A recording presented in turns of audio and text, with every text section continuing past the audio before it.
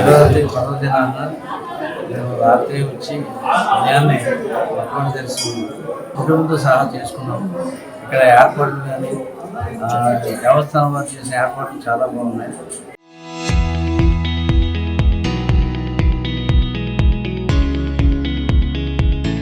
అందరికీ కూడా భక్తులందరికీ కూడా అనుకూలమైనటువంటి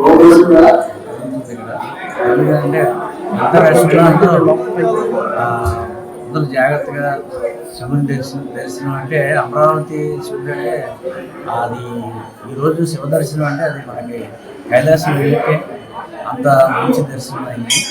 సో భగవంతుడు మహాశివుడు అందరినీ ఆయురారోగ్యంతో అష్టైశ్వర్యాలతో సుఖ సంతోషాలతో కాపాడాలని స్వామిని వేడుకుంటున్నాను. అయితే అమరావతికి ఒక ప్రత్యేకత ఉన్నది.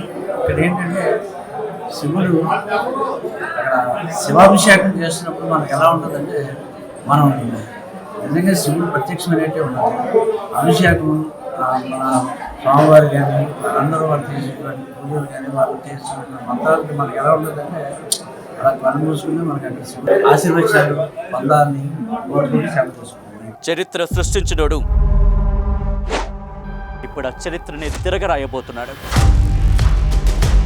అబద్ధాల గోడల్ని బద్దలు కొట్టి నిజాలను రాగా మీ ముందుంచబోతున్నాడు.